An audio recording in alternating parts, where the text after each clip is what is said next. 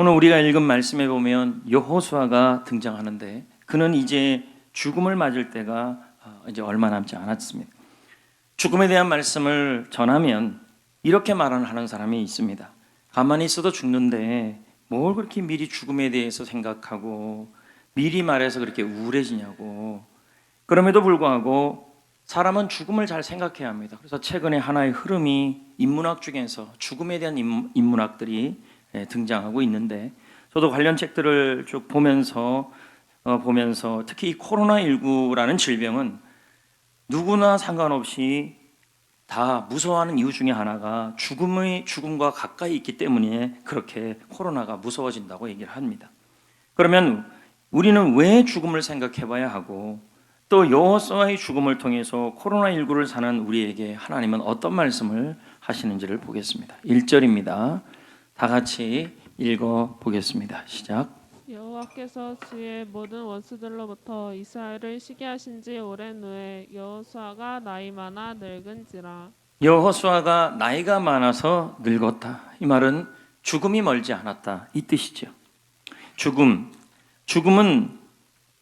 죽음이라는 단어는 피하고 싶지만 우리에게 주는 메시지도 있다라는 것입니다. 그것 중에 그것이 있는데 그게 두 가지인 것입니다. 누구에게도 죽음은 예외가 없다. 누구나 다 죽는다라는 것입니다. 아무리 의학이 발달하고 그리고 과학이 발달해도 병원에는 다 영안실이 있습니다. 두 번째는 죽음의 중요한 메시지는 올 때는 순서가 있지만 갈 때는 순서가 없다라는 것입니다. 그래서 실존주의 철학자 하이데거는 다음과 같이 말을 하는 것입니다.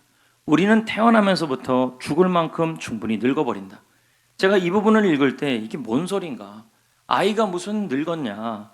아이는 아직도 이제 태어나서 생을 살아가야 될 아이인데, 하이데거는 말하기를 태어나면서부터 죽을 만큼 늙었다고 설명하는 것입니다. 이게 무슨 뜻인가? 봤더니 이런 뜻입니다. 아이가 태어나면서부터 늙었다라는 말은 태어날 때부터 죽을 수 있다라는 것입니다. 늙지는 않아도 죽을 수 있는 그런 유해가 없다라는 것입니다.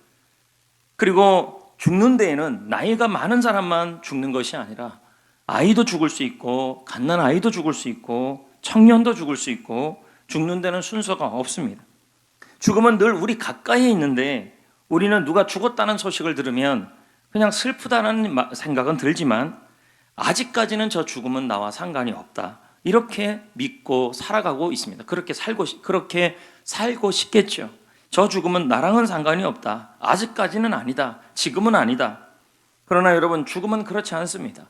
죽음은 예고 없이 갑자기 오고, 그리고 죽음은 가까이 있다라는 것입니다. 그런데 우리는 이렇게 말을 합니다. 지금은 안 죽는다. 아직은 죽지 않는다. 그러나 죽음은 그렇지 않다는 것입니다. 더불어서 우리가 또 죽음에 대해서 중요한 사실 한 가지를 알아야 될 것은, 사람은 죽음이 끝이 아니라 그 다음에 특히 성도들에게는 그 다음이 있다라는 것입니다. 그것이 바로 천국이죠. 한 임산부가 비유적으로 설명을 하면요, 한 임산부가 있었는데 이 뱃속에는 쌍둥이가 들어있었습니다. 한 아이가 뱃속에서 말을 합니다. 너도 알다시피 상대방 아이에게 저 바깥 세상은 아주 넓다. 저기는 잔디도 있고 푸른 잔디도 있고 시내도 있고 폭포도 있고 들판에는 말과 기린과 토끼도 있고 하늘에는 구름도 있고 높은 빌딩도 있고 사람들은 야외에서 축구도 하고 배드민턴도 하고 야구도 하고 아름다운 해변에 나가면 바다도 볼 수 있다, 이렇게 말을 했습니다.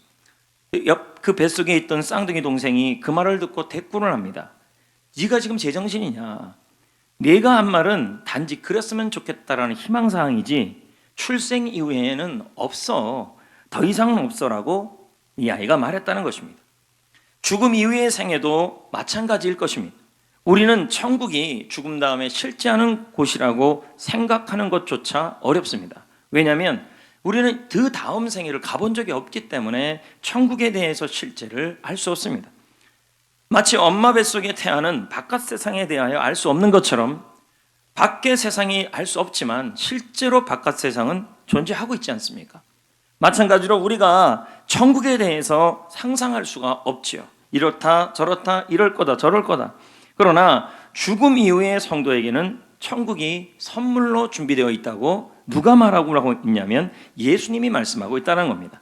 요한복음 14장 말씀을 보면 이렇게 말씀하고 있습니다. 읽어보겠습니다. 시작. 내가 너희를 위하여 거처를 예비하라. 예수님께서 거처를 천국에다 예비했다. 근데 이 거처는 영어로 place, 뜻은 실제 장소라는 뜻입니다. 그래서 신학자 랜드 알컨은 말하기를 예수님은 우리를 위하여 실제적인 장소이고 물리적인 장소인 천국을 준비했다. 이렇게 말하고 있는 것입니다. 또한 우리가 천국에 있음을 어떻게 알 수 있냐면 우리의 본성이 증명하고 있습니다. 오리 새끼와 병아리를 똑같이 호숫가에 두면요, 병아리는 물에 대한 관심이 없어요. 하지만 오리는 물을 보자마자 뛰어들어가서 헤엄을 칩니다. 왜냐하면 오리는 물에 대한 본능이 있기 때문이고 본성이 있기 때문입니다. 그런데 사람에게는 알려주지도 않았는데 영혼에 대한 마음이 있고 천국에 대해서 사모하는 본성이 있다는 겁니다. 이것을 솔로몬이 전도서 3장 11절에 말하고 있습니다. 읽어볼까요? 시작. 하나님이 사람들에게는 영혼을 사모하는 마음을 주셨느니라. 그래서 종교가 있는 거예요. 말을 하지 않아도 다 뭔가 사후세계가 있을 것이다. 누가 알려줬어요. 천국이 있을 것이다. 지옥이 있을 것이다. 알려주지 않았는데도 모든 종교는 이런 개념들이 다 있다라는 거예요. 왜요? 사람에게는 영혼에 대한 본성이 있기 때문이라는 것입니다. 그래서 빅토르 위고는 말하기를 인간은 죽음으로 끝나는 존재가 아니라 더 위대하고 더 좋은 미래 천국이 있는 존재이다. 이렇게 말하고 있는 것입니다. 여러분, 우리에게는, 성도에게는 죽음 이후에 정말 멋진 천국이 준비되어 있다는 겁니다. 우리가 이 땅에서 버티고 살아도 나중에 집 하나 장만해봐야겠다, 멋진 집에서 살아봐야겠다, 그런 소망이 있을 때, 그 좋은 집에서 살 거라는 소망이 있을 때 이 세상에 살아갈 수 있다는 겁니다. 근데 우리는 이 땅에서 뿐만 아니라 죽음 이후에 여러분에게 준비하신 놀라운 천국이 준비되어 있다는 겁니다. 선물이죠. 그것이 어떤 것인가? 세 가지로 성경은 설명하고 있습니다. 계시록 21장 3절 다 같이 읽어볼까요? 시작. 내가 들으니 보좌에서 큰 음성이 나서 이르되 보라, 하나님의 장막이 사람들과 함께 있음에 하나님이 그들과 함께 계시리니 그들은 하나님의 백성이 되고 하나님은 친히 그들과 함께 계셔서. 예, 지금 천국이 어떤 곳이냐 봤더니 하나님께서 영원히 함께하고 있는 곳이다. 인간에게 가장 큰 고통은 외로움입니다. 고독이죠. 그런데 천국에는요, 이 외로움이 뿌리채 뽑혀 있는 것입니다. 왜냐하면 천국은 우리의 가장 좋으신 하나님 아버지께서 영원히 여러분과 함께하는 겁니다. 아무리 좋은 집에 살아도 좋아하는 사람과 함께 있어야 그 집이 좋은 집이 아니겠습니까? 죽은 다음에 하나님께서 여러분에게 정말 좋은 집을 예비하고 있는데 그곳에 하나님 아버지가 계시다는 것입니다. 두 번째, 계시록 21장 4절 말씀을 보겠습니다. 읽어보겠습니다. 시작. 모든 눈물을 그 눈에서 닦아주시니 다시는 사망이 없고 애통하는 것이나 곡하는 것이나 아픈 것이 다시 있지 아니하리니 처음 것들이 다 지나갔음이러라. 여러분, 지금 천국을 설명하는데요, 모든 고통이 사라지는 곳이다. 사망이 없다, 애통이 없다, 병이 없다, 그리고 슬픔이 없다, 밤이 없다, 두려움이 없다, 염려가 없다, 근심이 없다, 죄가 없다, 위험이 없다, 악함이 없다, 해함도 없다. 천국은 완전한 힐링이 있는 곳, 완전한 회복이 있는 곳입니다. 이 땅에 이런 곳이 있다면 어디든지 가고 싶지 않겠습니까? 세 번째, 천국은 하늘의 신령한 은혜가 넘치는 곳이 천국입니다. 계시록 21장 6절, 이사야 25장 6절 읽어볼까요? 시작. 나는 알파와 오메가요, 처음과 마지막이라 내가 생명수 샘물을 목마른 자들에게 값없이 주겠다. 천국에는 생명수 샘물이 넘친다는 것이요. 이 생명수가 바로 뭐냐면 은혜의 감격, 구원의 기쁨, 그리고 하늘의 신령한 은혜들이 의미하는 것입니다. 그것이 차고차고 넘치는 거예요. 이 땅에는 은혜가 식기도 하고 이 땅에서는 기쁨이 사라지기도 하는데 천국에서는 이 기쁨과 웃음과 스마일과 그리고 은혜의 감격들이 계속 넘친다는 겁니다. 항상 은혜롭다는 겁니다. 그리고 천국을 보니까요, 이사야 말씀에 보니까 만군의 여호와께서, 읽어볼까요? 시작. 만군의 여호와께서 이 산에서 만민을 위하여 기름진 것과 오래 저장하였던 포도주로 연회를 베푸시리니 곧 골수가 가득한 기름진 것과 오래 저장하였던 맑은 포도주로 하실 것이며. 이거 보면은 천국에는 맛있는 음식이 넘쳐난다는 겁니다. 이 땅의 음식도 먹다 보면 어떨 때는 질리는데 아무리 맛있는 음식도 먹다 보면 질리잖아요. 천국에서는 어떤 음식도 질리지 않는다는 것입니다. 이런 천국은 하늘의 축복이 마음껏 누리는 장소가 천국입니다. 이와 같이 성도에게는 죽음 이후에 천국이라는 것을 하나님이 선물로 준비했습니다. 영원히 하나님과 함께하고 완전한 힐링이 있는 곳, 하늘의 축복과 신령한 은혜가 넘치는 곳입니다. 그런데 우리는 성도임에도 불구하고 이곳에 대해서 아직은 천국은 나와 상관이 없다, 아직은 죽음은 나와 상관이 없다라고 살아간다는 겁니다. 한국교회 성도들 모습 속에 특히 이런 모습들이 있었습니다. 왜 그랬을까요? 너무 세상이 발달하고 좋아지니까, 교회가 너무너무 커지고 좋아지니까 이 땅에 대한 소망이 더 많이 생기고 있기 때문인 것입니다. 그런데 최근 코로나19의 확산은 우리에게 죽음이 가까이 있음을 알려주고 있고, 또 누가 죽을지, 언제 죽을지, 누가 걸릴지 죽음이 근처에 있음을 보여주고 있습니다. C.S. 루이스 박사는 말합니다. 이렇게 말합니다. 하나님은 우리가 즐거울 때는 속삭인다. 여러분이 좋은 일이 있을 때는 하나님께서 다양한 방법으로 여러분에게 속삭인다. 하지만 우리가 고통스러울 때는 외치신다. 이 말은 무슨 말이냐면, 우리가 코로나19라는 이런 고통이 있을 때 하나님께서는 우리에게 외치시고 있다는 것입니다. 고통이 왜 일어났냐를 말하는 것이 아니라 고통을 통해 우리가 깨우치기를 원하신다는 거예요. 그래서 루이스 박사는 말하기를, 고통은 기먹은 세상, 여기다 세상을 교회라고 넣을 수도 있겠죠.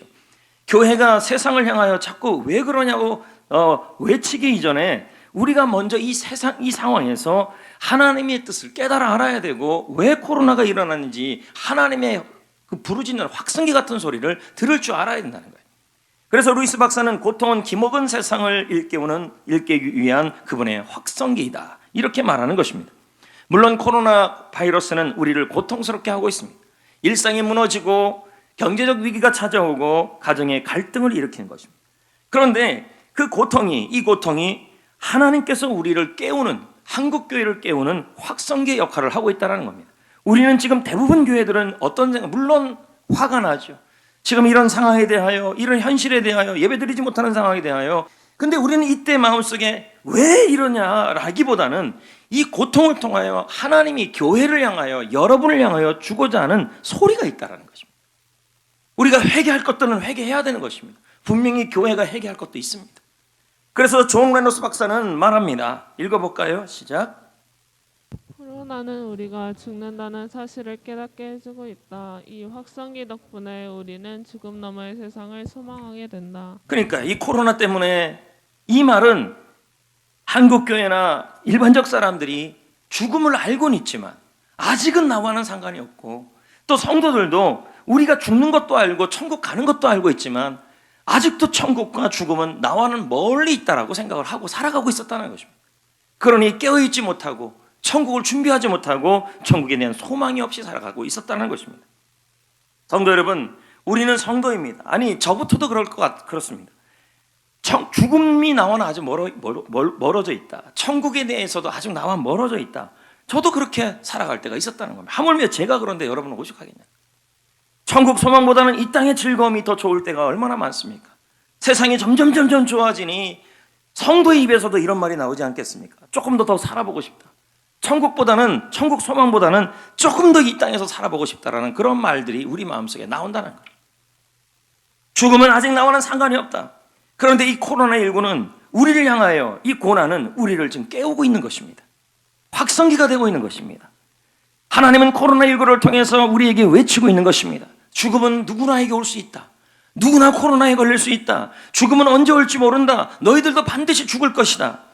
이 세상을 소망하며 살지 말아라. 너희들에게는 천국이 준비되어 있다. 이 땅의 즐거움과 비교도 될 수 없는 것이 준비되어 있다. 이걸 다시 한번 깨닫게 해주는 것이 코로나19라는 것입니다. 그러면 이제 우리는 어떻게 살아야 될까요? 코로나19라는 현실에서 하나님은 우리에게 어떻게 살라고 말씀하고 있을까요? 히브리서 11장 13절 말씀을 다 같이 읽어보겠습니다. 읽어볼까요? 시작. 이 사람들은 다 믿음을 따라 죽었으며 땅에서는 외국인과 나그네임을 증언하였으니. 성도는 이 땅에서 누구라고 표현하고 있냐면 나그네다. 그리고 우리의 본향, 진짜 고향은 천국이라고 말하고 있는 것입니다. 우리는 천국을 소망하며 이 땅을 살아가는 나그네 인생이라는 걸 자꾸 잊어버린다는 것입니다. 예전에 기억들이 있지 않습니까? 동네에서 모여서, 저도 기억이 나는데 그 묵호등대 밑에 논담길이라는 논골이라는 길이 있는데 거기 보면 거기서 구슬치기 하고 땅 따먹기 했던 그 기억들이 있어요.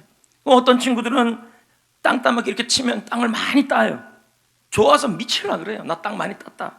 근데 어떤 친구들은 이 실력이 떨어지니까 그날 저녁에 떨어지니까 땅바닥에서 앉아서 우는 거예요. 나 땅 조금밖에 못 땄다. 그러면 옆에서 말합니다. 그거 조금만 주면 안 되냐? 사정하는데 안 준다. 한쪽에서는 욕심 부리고 하나도 주지 않고 이윽고 해가 지지 않습니까? 저녁이 돼요. 아이들은 하나둘씩 집으로 돌아가요. 엄마는 아이의 이름을 부르죠. 아이들은 엄마와 함께 집으로 돌아갑니다. 잃은 아이나 많이 딴 아이나 전부 다 그 땅 두고 그냥 갑니다. 많이 따면 뭐하고 적게 따면 뭐합니까? 아무 소용이 없는 거. 거기다 딱지 게임까지 맺으면 거기다 딱지까지 두고 가면 그러면 그 딱지 하나 안 주려고 그렇게 아동바동 싸우지 않습니까? 근데 엄마가 애를 부르면 돌아갈 때는 딱지 다 두고 가야 되고 그 비석 다 두고 가야 되고 그 돌치기 같은 거 있잖아요. 다 두고 가야 되고 땅 다 두고 가야 되고 이게 인생이라는 거예요. 진짜 집은 따로 있다는 거예요. 우리도 하나님이 여러분의 이름을 부를 때가 있어요. 근데 그때가 우리는 자꾸 생각하기에 멀리 있다고 생각한다는 거예요. 코로나19는 우리에게 뭘 알려주냐면 죽음은 예외가 없다. 가까이 있다는 것입니다. 그리고 순서도 없다는 것입니다. 그때 주님이 여러분의 이름을 부를 때 지금일지 오늘일지 내일일지 언제일지 모르지만 그때 주님이 여러분을 부를 때 우리는 다 두고 떠나야 돼요. 지금 여러분이 갖고 있는 거 하나도 갖지 못하고 떠나야 돼요. 그래서 우리가 이것을 너무도 사람들이 잘 알아요. 그러니까 알기는 아니까 뭐 합니까? 이 땅에서 유일하게 옷 중에서 주머니가 없는 옷이 있는데 그게 수의예요. 지금도 여기도 다 주머니가 있잖아요. 근데 사람이 죽을 때 입는 그 옷에는 수의가 없어요. 주머니가 없어요. 왜요? 인생이란 건 빈손으로 왔다 빈손으로 가는데 아무것도 가지 못한다는 거죠. 여러분 어떤 분이 이런 질문을 합니다. 이런 질문만 하고 살아간다면 정말 정신 차리고 살아갈 수 있다는 거예요. 앞으로 우리에게 일어날 가장 확실한 일이 있다면 죽음이다. 근데 생각하기로 여러분은 그 죽음이 나는 아니라는 건데 하이데거가 뭐라고 그랬습니까? 태어날 때부터 우리는 늙어 있다는 거예요. 죽을 때도 태어날 때도 죽을 수 있다는 거죠. 그래서 세 가지 질문을 늘 하고 살라는 거예요. 첫 번째가 나는 50년 후에도 살아있을까? 30년 후에는 더 살 수 있을까? 아니면 나는 몇 년을 더 살 수 있을까? 그 질문을 하라는 거예요. 여러분 몇 년을 더 살 수 있을까? 누가 확신할 수 있습니까? 죽음은 순서가 없고 예외가 없는데 지금 여기 젊은 애들 있잖아요. 이 젊은 애들 가장 젊은 애가 이제 고3짜리가 저기 앉아 있는데 제가 언제 죽을지 누가 알아요? 아마 저보다 더 빨리 죽을지도 모르는 거 아니겠습니까? 인생사는 모르는 거예요. 아니면 제가 먼저 죽을지. 두 번째 질문을 늘 해야 돼. 나는 몇 년 더 살 수 있을까? 여러분 몇 년 더 살 수 있어요? 그걸 우리는 알 수 없다라는 거예요. 근데 성도들은 자꾸만 생각하기로 뭐라 그러냐면 코로나 전에는 뭐라 그러냐면 좀 오래는 살 것 같다고 생각한다는 거예요. 그럴 수 없다니까요. 언제 죽을지 모르는 게 인생이에요. 두 번째는 이런 질문을 해야 돼요. 내가 죽었다는 소식을 듣고 달려와서 울어줄 사람은 누굴까? 과연 여러분이 죽었을 때 누가 달려와 줄 거냐? 와서 엉엉 울어줄 사람이 있냐는 거죠. 내가 생각했던 그 사람이 와서 울어줄까? 그렇다면 이 땅에 살아가는 삶을 우리가 좀 더 심각하게 생각해 봐야 된다. 세 번째는 내가 죽었다는 소식을 듣고 사람들은 뭐라 그럴까? 여러분이 죽었다는 소식을 듣고 거참 잘 죽었네. 여러분이 죽었다는 소식을 듣고 여러분의 영정사진을 보면서 뭐라고 말할까? 우리는 이 질문을 늘 하고 살아야 된다는 거예요. 예외가 없어요. 반드시 예외가 없이 우리는 죽고 그리고 죽음 이후에는 우리는 뭐냐면 우리가 가야 될 곳이 있다는 거죠. 가수 최우진 씨가 하숙생이라는 노래에서 부르지 않습니까? 인생은 나그네 길 어디서 왔다 어디로 가는가. 2절은 더 확실하십니다. 인생은 벌거숭이 빈손으로 왔다 빈손으로 가는 것이 인생이다. 여러분은 지금 다 나그네 인생을 살고 있다는 겁니다. 진짜 내 집은 따로 있다는 거예요. 지금 여러분의 인생은 나그네 길이고 잠깐 있는 길인데도 진짜 고향은 따로 있고 진짜 가야 될 정말 좋은 천국이 따로 있는데도 우리는 이 땅의 성도임에도 불구하고 이 땅이 다인 것처럼 살아가고 있고 천국에 대한 어떤 소망도 없이 살아가며 그냥 살아갈 때가 많다는 거예요. 분명히 믿음의 사람들은 하루하루를 살아가며 매 순간 천국에 대한 사모함이 있었어요. 히브리서 11장 16절은 말씀합니다. 읽어봅니다. 시작. 그들이 이제는 더 나은 본향을 사모하니 곧 하늘에 있는 것이라. 천국에 대한 사모함이 있다는 거죠. 여러분 지금도 이번에 추석 때 다들 고향에 대한 그리움이 있을 거야. 근데 정부는 가라, 가지 말라 뭐 이런 말도 있죠. 그럼에도 불구하고 가고 싶은 게 우리 고향 아닙니까? 잠깐 있는 이 세상에서도 진짜 고향이 따로 있는데 그게 천국을 하나님이 여러분에게 선물로 준비해냈다는 거예요. 만약에 천국이 없다면 우리는 인생은 진짜 허무한 거예요. 죽는데요. 안 죽을 사람이 어디 있습니까? 근데 주님께서 천국이라는 그것을 여러분에게 선물로 준비했는데 그곳에서는 참 좋으신 하나님 아버지가 계시고 완전한 힐링이 있는 곳이며 하늘의 신령한 은혜가 넘치는 곳이 그곳이라는 거예요. 그것에 아무 대가 없이 여러분에게 준비하고 있다는 것입니다. 근데 우리는 이 소망에 대해서 잊어버리고 살아가고 있었다는 것이죠. 토마스 라우슨 테일러라는 분이 있지요. 그분은 19세기 영국에서 목회를 하신 분이십니다.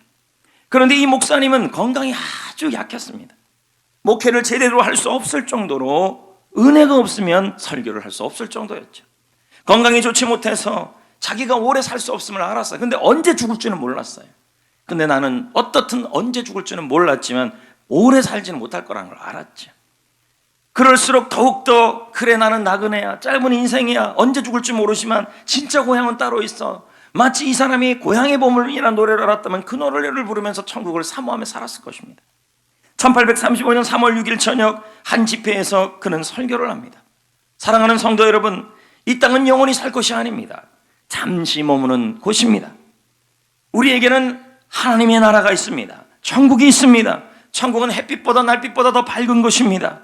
그것은 고통이 없는 것이며 진정한 행복이 있는 곳입니다. 우리는 이 땅을 잠시 살아가는 곳이기에 이 땅에 소망을 두지 마시고 이 땅에다가 희망을 두지 마시고 영원히 살 천국에다가 소망을 들고 살아가야 될 존재들입니다. 이 사실을 기억하고 살아가는 사람이 인생을 잘 사는 사람들입니다. 다음 날 이 목사님이 일어나지 못했습니다. 사람들이 방문을 열어봤는데 이 목사님이 주무시듯이 하늘나라로 갔습니다. 이때 나이가 27이에요. 너무나 젊은 나이죠. 짧은 인생을 살았지만 길게 사는 사람보다 훨씬 더 인생을 깊이 있게 살았어요. 복음을 위해, 사명을 위해, 하나님의 영광을 위해 날마다 천국을 사모하며 이 땅에 소망을 두지 않고 영원히 살 나그네 같은 이 여간에 소망을 두지 않고 잠깐 있을 여인 속에 소망을 두지 않고 진짜 나의 하나님의 나라에 소망을 두고 살았던 거예요. 이 테일러 목사님이 우리에게 남겨준 찬송시가 있어요. 우리가 장례식 때마다 부르는 찬송이죠. 479장. 맞나 모르겠습니다. 이 곡은 3절로 되어 있습니다. 근데 모두 끝날 때는 이렇게 불러요. 돌아갈 내 고향 하늘나라. 돌아갈 내 고향 하늘나라. 이 목사님은 27세 인생을 살아가면서도 매일 날마다 천국 소망으로 이 땅은 여인숙이다. 이 땅에서 내가 잠시 쉴 곳은 그저 여간일 뿐이다. 진짜 내 집은 따로 있다. 진짜 소망의 집은 따로 있다. 돌아갈 내 고향은 따로 있다. 그것은 하늘나라다. 여러분, 만약에 저도 그렇고 여러분도 그렇고 다 죽을 건데요, 죽음 이후에 가야 될 고향이 없고 가야 될 집이 없고 장소가 없다면 인생은 진짜 허무하고 아무 가치가 없는 거예요. 근데 하나님이 여러분에게 소망과 희망을 주셨는데 내가 가야 될 곳을 만들어 주신 것입니다. 이게 복음이죠. 집이 없는 사람에게 집이 생겼다는 건 굿뉴스 아니겠습니까? 사는 게 너무 힘드니까, 성도들이 사는 게 너무 힘드니까 코로나19를 통해서 죽음에 대해서 생각해보고 천국에 대해서 생각해보면서 우리의 시선을 이 땅이 아니라 천국 소망을 위해서 살아가라는 그러한 메시지를 좀 주고 있는 거죠. 그리고 사명을 위해 살아가는 메시지라는 거죠. 그동안 얼마나 예배의 소중함을 모르고 살았습니까? 온라인 예배가 지속되고 있어요. 지금 이 예배가 습관이 되고 있어요. 온라인 예배가 습관이 되고 있어요.